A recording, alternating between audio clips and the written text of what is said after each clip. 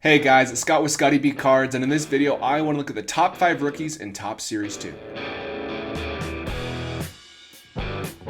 So this might seem like deja vu. I've done a video like this already for this set where I look at the top 15 rookies. But in this video, I want to take the new rookies put into Top Series 2 as short prints, and I want to look at the top 5. I want to say these are the top 5 players you should target and why. I'll discuss everything and anything you need to know about these players to see if you think it's worth buying their cards. So the first thing is you're going to see on my screen, I already have the first 17 through 6 players on here. I already had ranked them, so I might as well show them on here so you knew exactly what order these rookies were in. This set went from not strong at all to pretty dang strong with the inclusion of these 3 top rookies, which I'll get into. And so I'm pretty excited about the product. So the way I'm going to be doing this is you'll see age, prospect ranking, minor league stats, and major league stats. Minor and major league stats are pretty straightforward. If you play good, you have 10. If you play bad, you get 1, and everywhere in between. And then you have prospect ranking. If you're a top 10 prospect, you get 10 points. If you're a top 20 prospect, you get 8 points. If you're a 90th overall prospect, you get 1 point, and so forth. If you're on a ranked prospect, you get 0 points. And then you have age. If you're 21 years old, it allows you to have more time for your rookie cards to appreciate and to gain value because your prime is earlier. You get 9 points for that. If you are 29 years old, you only get 1 point just because it's not going to be as valuable as the younger players. Then we sum it up and take an average score, and that's how we rank these players. So you'll already see everybody on this list, how I ranked them prior to this video. And you'll see some players that I really like are like Spencer Strider. Big Spencer Strider fan from what I've seen. Not saying you should go buy his cards, but I think he's shown that he can be a pretty good baseball player. Honestly, since the first video, his performance in the big leagues has even gotten better, and because they probably even be higher than where he is now. I also like Seth Beer, even though he hasn't played very well yet. I think it will click in the big leagues. And Joe Ryan is looking like a real ace for the Minnesota Twins. So let's just dive right into it. So at number 5, you have O'Neal Cruz. O'Neal Cruz isn't super surprising. He has had some struggles in the minor leagues as of late. He was with the Pirates in Major League Camp, and everybody was saying in spring training, he's going to make the big leagues. He looked so good in his cup of coffee with the Pirates last season, literally 2 games. He did look really good, but he did not make it. He got sent to the minor leagues, and he hasn't really performed as well as you would have thought. So if we go scroll down, you'll see he is a top 14th and 12th by Baseball Prospectus in Baseball America, so we got 9 points for that. And if we go look at his year this year, though, it's starting to look a lot better. His OPS is almost back up to 800, but his batting average is still only 232. He has 9 home runs, which isn't terrible, but you would want to see more out of a player who even last year played much better. A 310 batting average and a 970 OPS with 17 home runs in the minor leagues in only 69 games. So you want to really see him perform better, and he just hasn't really done that yet. And that's why he's number 5. He has, like I said, had a cup of coffee in the big leagues. He had 2 games. In those 2 games, he looked great. He had a home run. His OPS is 1,000. He has positive WAR, so that's a good thing. But again, there's only 2 games, so it's really hard to give him tons of kudos and tons of credit there. So he got 5 points because it's hard to really say that was substantial enough to really have a basis. But it wasn't bad, and it wasn't really crazy either.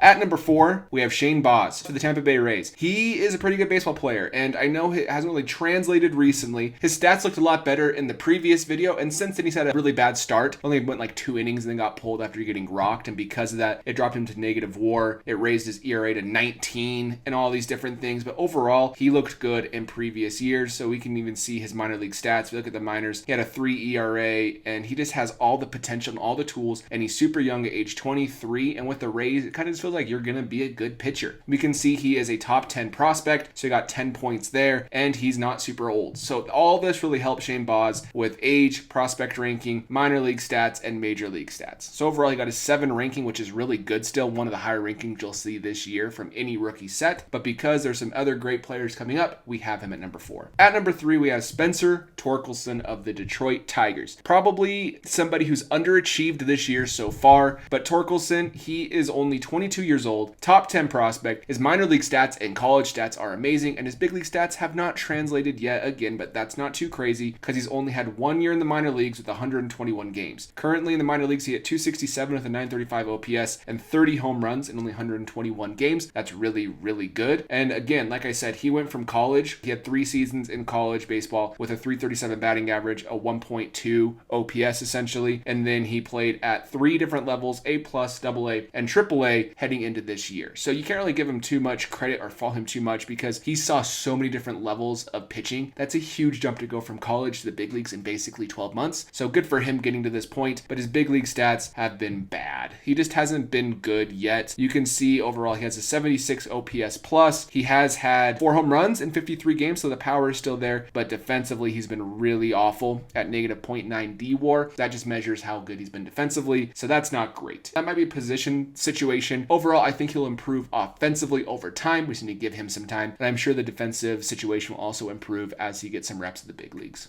At number 2, we have Bobby Witt Jr. Bobby Witt Jr., we all know him. He's really good at baseball. He's been good in the big leagues. He was good in the minor leagues. He's a top 10 prospect, and he's only 22 years old. So let's go look at his stats real fast. If we look at Bobby Witt Jr., we can see he hasn't really been amazing in the big leagues, but he's really gotten a lot better from where he previously was. So that's the good thing that I really like about Bobby Witt is he's able to adapt, and he's already improved pretty drastically from his first month or two in the big leagues. We'll also see that he is the number 1 according to Major League Baseball and Baseball Prospectus, and number 3 according to Baseball America. And so for that reason, he got 10 points. And again, only 22 years old, which is great. The earlier you can debut, the better for your Hall of Fame odds and for your collectability odds and all these different things. But I think he's going to figure it out. Just the fact he has positive OPS plus. And if we go look at his other big league stats, you'll see he's had some negative defensive stuff going on. But when I watch him, he has made some great plays. It might just be getting some reps at shortstop before he's able to be the best he can be. So Bobby Witt Jr., I think he's great. He's not like somebody I'm really targeting heavily. I'm not spending tens of thousands of dollars on his Bowman Chrome autographs, but I'll probably pick up a rookie card or two, and depending on how rare these Series 2 short print rookies are, I might even buy one of his. And at number 1, we have Julio Rodriguez. Clear number 1 in my eyes. And I know that's silly because Bobby Witt Jr. is also good, but Julio Rodriguez has better minor league stats and significantly better major league stats, and he's a full year younger. Julio Rodriguez is somebody I really like since the minor leagues. I just wish I bought more of his cards in the minor leagues. I'm not really a prospector. I talk about it all the time. I don't prospect much. I don't buy too many cards. But if you go look at the minor league stats, you'll see he has a 331 batting average career, 955 OPS. He has 30 home runs in only 217 games. He's just good. He's a 5-tool player. He even steals bases in the minor leagues, and he currently leads all of Major League Baseball in stolen bases. If you go look at his major league stats, I might have even underrated how good he's been in this. I gave him an 8. That's pretty solid. But if you look at this 1.7 WAR, he's been good offensively, a 120 OPS plus. He's stolen 17 bases. He has 8 home runs, and he started extremely slow and still putting up these crazy numbers. His defensive stats are really, really good. If we go look at MLB outs above average, I bet he's going to be relatively high. You'll see he's 20th overall in all of baseball defensively with 5 outs above average. That's really, really good. So he's stealing bases. He's defending well. He's hitting for power, and he's starting to hit for average. So overall, Julio Rodriguez is the guy I would target if I'm targeting anybody in this set and future baseball card sets. So other than that, guys, let me know in the comments below if I underrated or overrated any of these players, who you're targeting, why. I would actually love to hear who you're targeting and see if other people agree with you or not. And other than that, I'll catch you in the next video. See ya. I'm so mad. The video was going so good, and then this stupid tripod fell down because it's old and dilapidated.